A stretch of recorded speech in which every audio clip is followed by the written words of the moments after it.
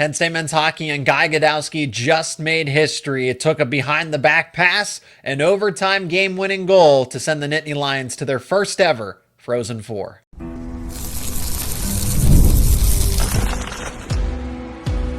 You are Locked On Nittany Lions, your daily podcast on the Penn State Nittany Lions. Part of the Locked On Podcast Network, your team every day. You are locked on to Penn State men's hockey. Thank you so much for making Locked On Nittany Lions your first listen and watch every single day. My name is Zach Sako, and I'm your host of the #1 Penn State sports podcast out there. Today's show is brought to you by FanDuel. Right now, new customers can get $200 in bonus bets when your first $5 bet wins. Penn State men's hockey is making history, advancing to its first ever Frozen Four under the direction of Guy Gadowsky, who's been in it for the long haul. It took upsets against Maine. It took an upset against UConn in overtime late in that overtime period. They were at 2 minutes left in a 20-minute overtime period.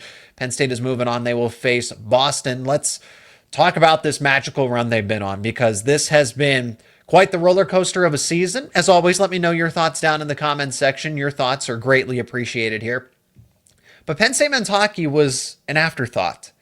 On this show, we thought very differently. At the beginning of the season, we said, hey, this is a tournament team. Did I ever imagine that they would make it to the Frozen Four? You know, I'll be honest. That was a lofty goal for them. However, they're here. They have been on the best. They've been on an absolute heater since the middle of the season. This team's biggest issue was inexperience. They weren't devoid of talent. They had plenty of talent. They have one of the best coaching staffs in the entire country, led by, yes, Guy Gadowsky. And they made it. It seems like a Cinderella run, but when you look at the second half of the season, it's been anything but that for Penn State, because this is a team that you don't want to play right now. This is a team that is as hot as it could be. It's been arguably the best team. Penn State's been the best team in the country over the past 2 months. We're going into April now, practically. You know, we're at the end of March here. But ever since the beginning of February, Penn State has figured something out. They play to their strengths. The inexperience turned into experience, and now they are here. So this is a magical season because Penn State was essentially left for dead. This men's hockey team, nobody thought that they were making the tournament. And when they were at their lowest point, nobody thought that they would certainly get to the Frozen Four. But this was always a tournament team. They are going past their potential. But at the base, they just need to figure it out sooner rather than later. And they did do that. They did that. That's coaching. That's the players growing up a lot faster than they naturally maybe would have here and matured at this level of college hockey. It speaks volumes here about this Nittany Lion team. Let's talk about how they did it. They defeated two anybody in the NCAA tournament is a high quality team, but these are Frozen Four contenders that they had to go through. Maine, the Hockey East champion, and the UConn Huskies that are led by phenomenal goaltending. And that's what Penn State's really banked on here is, yes, this is always, Guy Gadowsky teams are always going to be very offensive oriented, but Arsenii Sergeev, I think, had the game of his life. The best game of all season, and that's saying something because he's put a few gems together this season. But he showed up when it mattered most against UConn, because I will be honest, I don't know that Penn State played its best game for overall, right? You play 60 minutes of hockey and then they went into bonus hockey for 20 minutes. I can't say that Penn State played a complete game overall. They just made the moves that needed to be made in order to win. When I watched this game against UConn, I'm sitting there thinking, you know, man, they're in the Penn State zone a lot. Eventually, UConn's going to get one, but Arsenii Sergeev just kept trading goalie tongue for the goalie tongue for UConn. Just kept trading punch after punch. They just kept trading goalie wins back and forth in this game, and they stopped trading because Penn State wouldn't get into the UConn zone and set up the offense and put pressure on the UConn goalie, especially in the second and third period. Early on, they did. They were just absolutely pestering him. They were getting a lot of shots on goal, but then the script flipped, and UConn spent a ton of time in the Penn State zone for a majority of the third period and a majority of the overtime period. And it's eventually UConn's going to get one right. Some of the saves that some of the saves that Sergeev made are going to be on his highlight tape, his highlight reel for years, just from this game alone. Because the Penn State offense and the Penn State defense collectively weren't holding up their end of the bargain, but sometimes you just need a star to rise. Sometimes you just need somebody to step up in that moment, and that's why it's called a team. That's why this is a team sport, because sometimes you're going to be let down by portions of the team and the players. Other times you're going to be propped up by maybe it's just one, and that's what Arsenii Sergeev did. Sergeev had a phenomenal game, to say the least. 42 saves. Sergeev had 42 saves in this game. And again, I know they played almost 80 minutes of hockey, but 42 saves and 2 goals allowed. Final score 3-2. And let's talk about the play that sent them to St. Louis. That's sending them to St. Louis. It was a behind the back pass from Charlie Serrato to set up Matt DeMarsico for a shot right in the crease that gets past the goalie tongue for UConn. A magical season continues on with because of a magical moment. Watch the highlight. Look up the highlight. That behind the back pass is slick. It's slick, but a magical moment. Certainly, it does justice for this season for Penn State. That really puts it into perspective what Penn State men's hockey has been able to accomplish this season. Now they go on to face Boston U in St. Louis as part of their first ever Frozen Four. Well, the challenges are only going to get more difficult, right? So let's talk about the opponent and just the impact of this overall, because Penn State athletics, collectively speaking, it has never been better. Everybody is taking a step forward. We'll talk about this, the impact of it all, coming up next here on Locked On Nittany Lions. And today's show is brought to you by FanDuel. March Madness is here, and FanDuel is giving you the chance to get in on the action like never before. Right now, new customers can get $200 in bonus bets when your first $5 bet wins. That's $200 extra bucks to use on everything from buzzer beaters to Cinderella stories, and even who is cutting down the nets. You can pick your favorites. If you've got your eye on a few underdogs this year, FanDuel makes it easy to back them with spreads, totals, and game props. You can stay in the action with tournament games happening almost every day. There's always something exciting to bet on. And it's easy, it's fast. The FanDuel app is simple to use. And when you win, you get paid instantly. There's no waiting around. So visit FanDuel.com and get in on the college hoops action all tournament long. And remember, you will get $200 in bonus bets when your first $5 bet wins. Again, that is FanDuel.com. The NCAA tournament is here, and so is the Bracket Breakdown. Locked On Podcast Network and Amazon Fire TV channels are teaming up to deliver NCAA tournament coverage like never before. Watch studio shows featuring former players and Locked On's local experts as they guide you through every upset, buzzer beater, and bracket matchup. Stream it all for free on Amazon Fire TV channel. Search Bracket Breakdown to see it all for free. It's your team every day.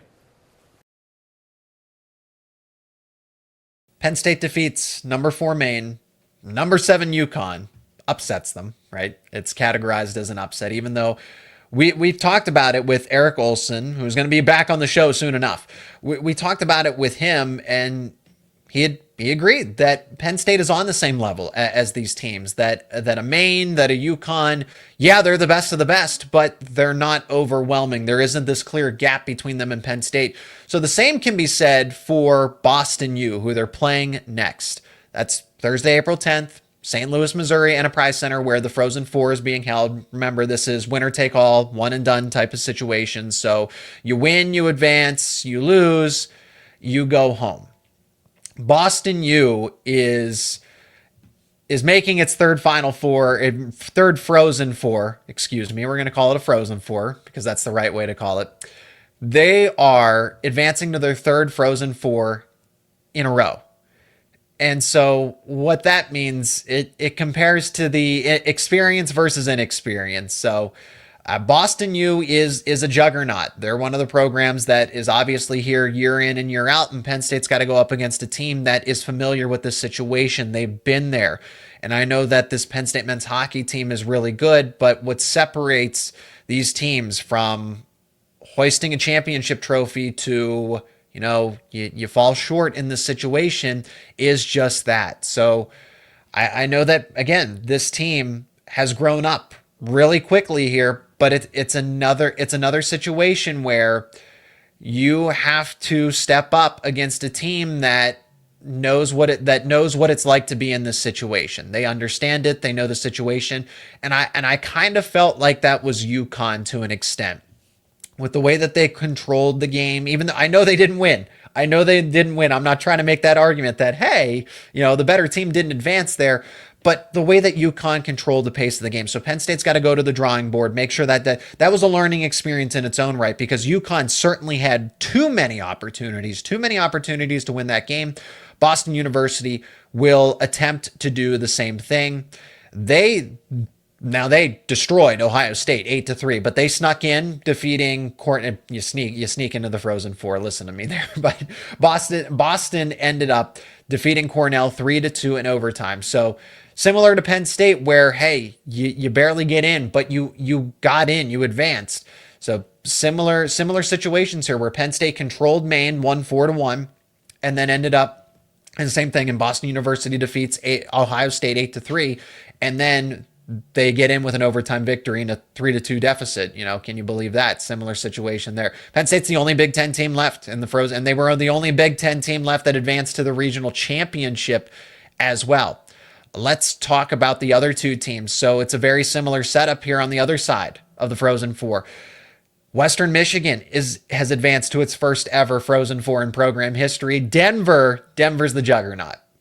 Denver is the team that has the record. They have the record for 10 national titles, and they are in the Frozen Four for its 19th time overall.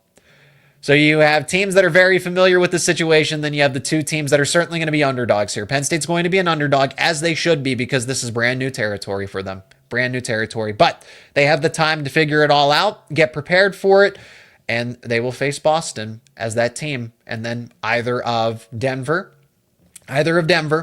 or Western Michigan in that championship if they do happen to advance.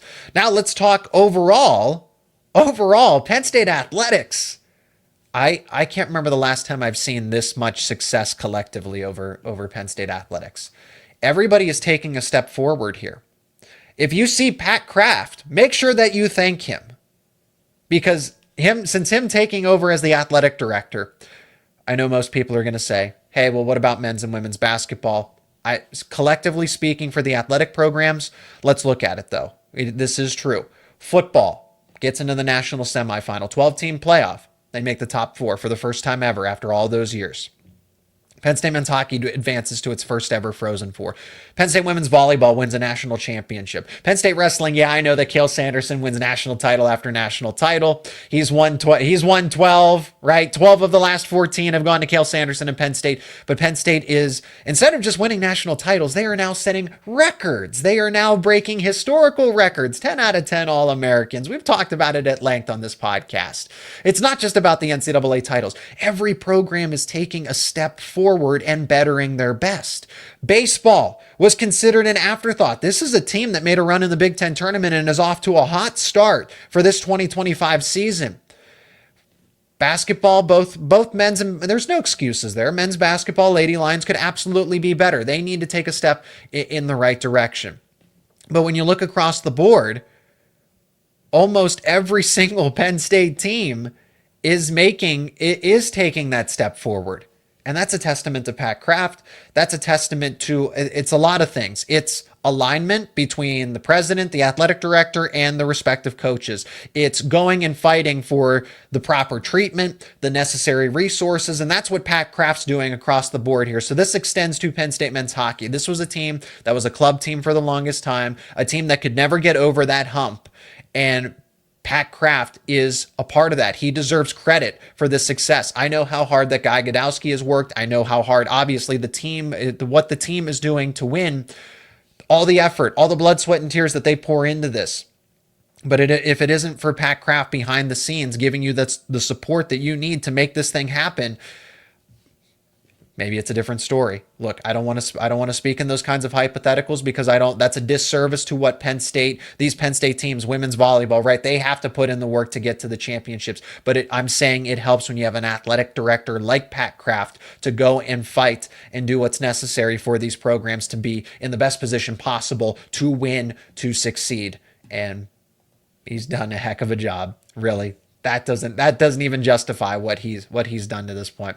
Penn State men's hockey is off to the Frozen Four in St. Louis beginning on April 10th. We're going to have more updates, more conversations about it on the way because this is Locked On Nittany Lions. This is the show devoted to your favorite Penn State sports teams, and we're going to talk about it, of course, leading up to it with all of the latest. If you're new to the show, subscribe to the YouTube channel and wherever you get your podcasts. Let me know your thoughts down in the comments section. Appreciate each and every one of you for checking out this episode of Locked On Nittany Lions.